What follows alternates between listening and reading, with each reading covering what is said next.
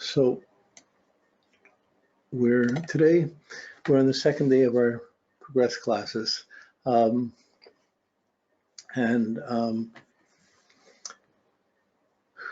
for the delayed start. It was just a number of Mercury retrograde issues came up.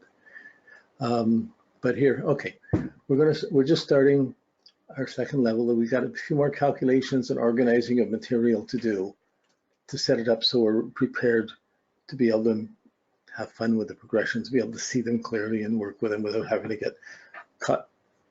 Once we get the calculations done, they're there, we work with them. But getting them organized and there's a few different ways of looking at it, each of which are useful, and we're going to go through.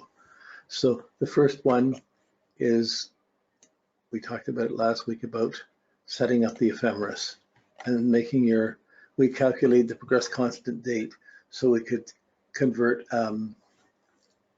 put that date, you know, how we have the ephemeris for each day of each year. It goes down one day another. Well, in the progress chart, you'll have the progress constant date, and each day goes by, it changes a year. It stays, so that noon or that midnight in the ephemeris becomes, instead of being the day it becomes the progress constant date for a specific year. And once you set it up, it's easy to set up the whole years for your life. So we're going to do a little bit of this first. Okay, first thing, you're going to need a copy of the daily ephemeris for 100 days from the day you were born.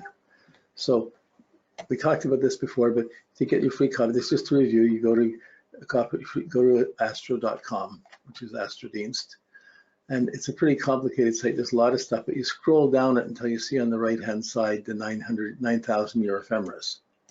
Because normally you look at it, you would think, oh, that doesn't concern me, but it's in there. So we have to go into that section. And once we click on the 9,000 year century, you come in and you come to this page and you see all the different centuries. So you click on the 20th century. And once you click on the 20th century, you get this is the page you see. You get a list of every year. So really, we're just going to what we're going to be working with in this class is going to be this 20th century one. That's the one you want to copy and find your year and click on it, then download it. And if you are born in October, November, December, we progressively go to January, you have to download the next year's too. Okay, so it's just as a second point of information, this is the second thing. I didn't see this before, or a while ago they didn't have this, but in any case, you can get the same ephemeris with declinations and latitudes, which is the old style of doing it. It's only been this century they started taking out the declinations and latitudes to make it easier to publish, and they were published year by year. But anyways, you can get, it's worth downloading your year with declination and latitude. We're not going to be using it in this class. It's worth having. In fact, with computers, we don't know when people die, how long sites are going to last. They're not going to necessarily be there forever, and it's probably a good idea to take an hour or two one day sometime and just download 100 years of these. Get the whole 100 years, or get your whole lifetiming, go up to 2050. So you have all the ephemeris for the whole time, even if the sites go down, even things that you'll have a set on your computer. So that's my advice. But for now, you just need to go get the year, get the 100 days after you're born. So once you click on it, it comes up the Astrodienst table for year minus 46. You click on the down, you click on it like this is just saying thanks to Alwa and Dieter for putting this up and making it free. This little arrow here, you click on the download and it'll download it to your computer. Okay, once it's on your computer, it'll come as PDF file. And then you open the PDF file and save as a JPEG. And it'll turn it into 6 JPEGs, one for each 2-month period, which is what we're going to work with. Okay. So I just mentioned it's probably worth downloading the other one.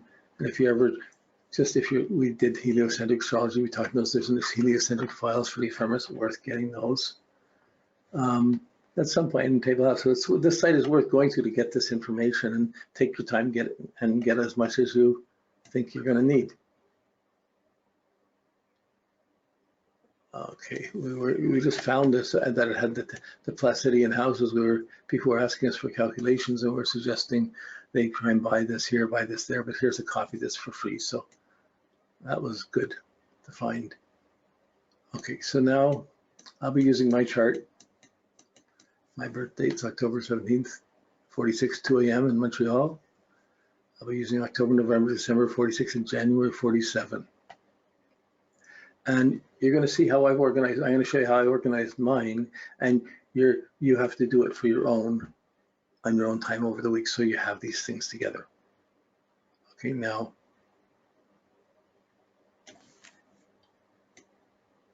okay, so here's September, October. It's just the ephemeris as we get it, the two sheets, 1, 2. Let's make it a little small so we can see the whole thing. I'll make it bigger when we need it. Okay.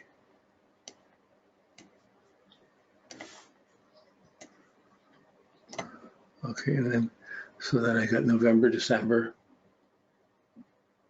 So this has all your progressions. It has everything that happened in the universe or in the solar system in the 100 days after you're born is what your progressions are. Every change of sign, every change of house, every aspect, everything that goes on, that's your progressed chart, your progressed story. So, but that's like looking at a phone book. It's just got all this information. It's just right in front of you. It's hard to read. It's too much. So we have to sift it through and organize it a little bit too. It's not hard, it's simple, but it's just, we just have to do this. So the first thing we do is we had our progressed constant date. So mine was July 4th, 47. This is for the midnight ephemeris, yeah. So the midnight ephemeris, July 4th, 47. So I'm born October 17th at 2 a.m. The Greenwich Mean Time is 5 a.m. on is, one second. This is the midnight ephemeris. This is the midnight ephemeris. Yeah. So 2 a.m. goes to 5 a.m. Goes to 5 hours. Goes to 7 a.m. GMT. October 17th. That's when I was born. The ephemerises are all made for Greenwich Mean Time, Greenwich time. So if it's 7 a.m. GMT, the next listing in the ephemeris after I was born will be February 18th. That'll be midnight at the beginning of the day, February 18th. And that first date is my progress constant date, July 4th, 1947. So I write it right beside there. I did this on a computer, so I used Photoshoppers and just put the text in it, but you can just do it by hand. You do it in the ephemeris in pencil. You just want to have it marked.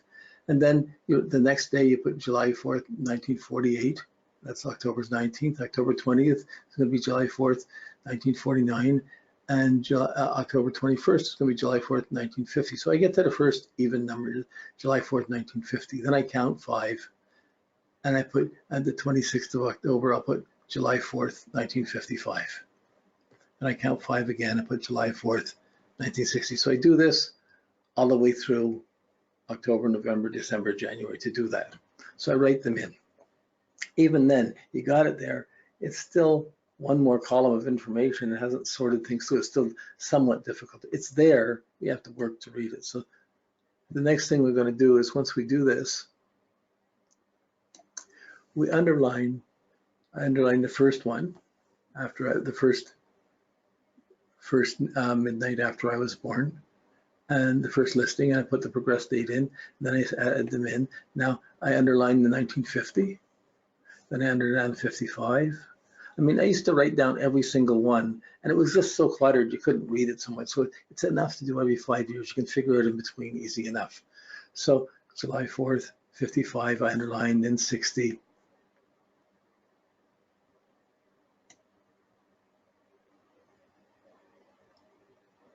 Then I went through the next 2 months, just 65, 70, 75, 80, 85, 90. So it has the July 4th, and it's just changing each year every 5 days in the ephemeris. So we have progress time, we have ephemeris time. So we're just changing the ephemeris so we can use it for progress time. where each line is 1 day. Each line is 1 day in the ephemeris, but it's 1 year in the progressed calculations, in the progressed calendar. So this went up into January, and I put it, being optimistic, I put it up to 2045. It would be 99 then. Okay, so we've got the lines, and this just allows it, makes it easier to, okay, what's where you can go across, then you can look across the line, and you see each planet, Moon, Mercury, Venus, Mars, and you see what sign it's in, what degree it's in. That's what you got, okay? So that's the first start. So once you got this done, you copy this, you save it, and you put it in a file that's just your backup, and then make a backup of it. You have these 2 files. You're not going to touch these files. We're going to copy a set of these files, one set of these files for the Sun, one set for the Moon, one set for Mercury, one set for Venus. For each planet, we're going to make a separate ephemeris.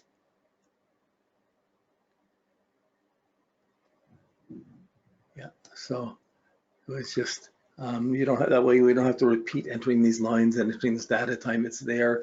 But if we just put all the planets, you can do the whole chart just marking lines underneath across, but it gets a little cluttered in seeing things. You can watch each column, mark certain things, but you can't put as many dates or things on it. You can't do as well as making it separate. So we're going to do each one separately. And we're going to organize the Sun. We're going to start with the Sun. And we're going to highlight the column. I'm going to highlight the column in the Sun. If you're working just with ephemeris, you don't have to highlight it. You can, it stands out, but you'd want to be able to use it for other purposes, so you would just normally underline these things. But with these sheets, I just used the light yellow, I think 39%, to highlight the Sun. So we got the dates, we got the Sun, the column that we're going to be working with the Sun. I highlighted them. No big deal. My idea is we're getting the calculations out of the way so we don't have to think calculations. We can think astrology and work with this once this is in order. So it puts it in place. So here we're just highlighting something, simple addition, but it brings a focus where we're dealing with the Sun. Okay, now from here,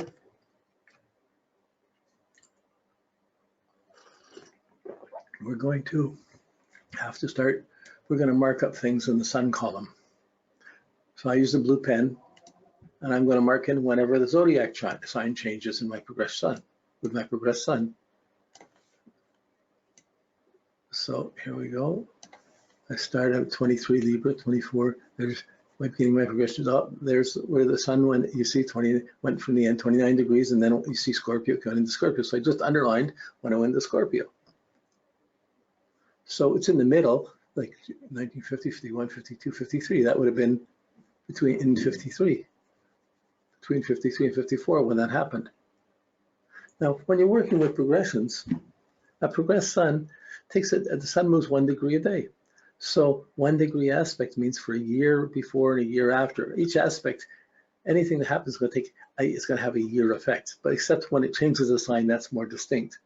But we're still in the ballpark of knowing when it's happening. So then I'm going to go along. It's not until we get to the next month and it changes from Scorpio into Sag, we mark a line across, just across that column, just across the Sun column, to see, oh, that's where the Sun went into Sag. Okay, 1982, 83. And then December, mark in when it went into Capricorn. Okay, 2012. Okay, so 2012, I started getting more serious about my life. Capricorn, so I started getting old. Okay, and it's going to be in Capricorn. If I live long enough, if I live to about 96, I'll make it to going into Aquarius. So that's my Sun. So that's the first thing. We have the column. We've got the lines across with the dates. We've got a column down. We've marked in when the sign changes. Okay, basic factors. That's your main thinking with progressions. But those 30-year phases are long phases. There's still other things to add on to this.